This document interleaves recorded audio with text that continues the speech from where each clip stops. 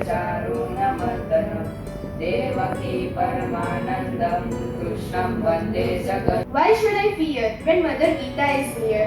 દ્વારા થોરો અને ઇમોશન જેને માથે લઈને નાચ્યા. ધ્યેય શૂન્ય ધજી હોય, ગતિ શૂન્ય ગજી હોય કે દિશા શૂન્ય દાગજી હોય, દરેકને મમે વાંચો જીવલોકે કહીને પાસે બોલાવે. હા, હું એ જ માં ગીતાની વાત કરું છું જેના વિચારો અને સિદ્ધાંતો સમસ્ત દુનિયામાં શાંતિ લાવી શકે છે.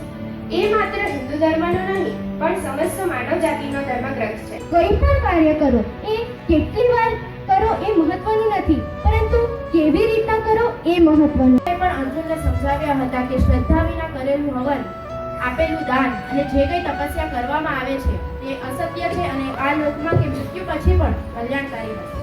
ગીતામાં ભગવાન શ્રી કૃષ્ણએ નવે ભક્ત પ્રણશ્યતિ, મારા ભક્તોનો કદી નાશ થતો નથી. યોગક્ષેમ વહામ્યહમ, મારા ભક્તોનો યોગક્ષેમ હું જ ચલાવું છું. આવા અઢળક આશ્વાસનો ભગવાને અર્જુનને ઉદ્વેશીને માનવ માત્રને આપ્યા. અધર્મ ત્યારે જ વધે છે જ્યારે આવા સજ્જન લોકો નિષ્ક્રિય બની જાય છે. જેમ કે દુર્યોધન કહેતો હતો, જાનામી ધર્મમ નચમે પ્રવૃત્તિ, જાનામી અધર્મમ નચમે નિવૃત્તિ. એટલે કે ધર્મ શું છે તે ખબર હોવા છતાં તેને તો ઉપાડવું ન હતું, અને અધર્મ શું છે તે ખબર હોવા છતાં તેને તે છોડવું ન હતું.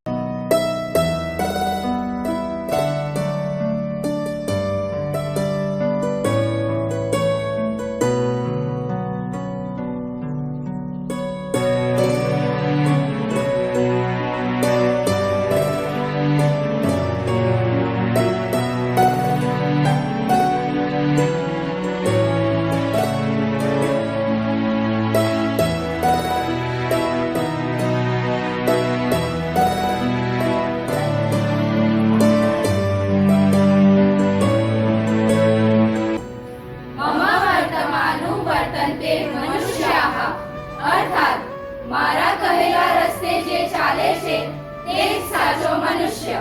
હા, સાચે શ્રીમદ ભગવદ ગીતા જ અમારો આદર્શ બનશે અને અંતે સારા માણસ બની જીવનને સફળ બનાવવું એ જ અમારો ધ્યેય. ભગવદ ગીતા કી જય. ભગવદ ગીતા કી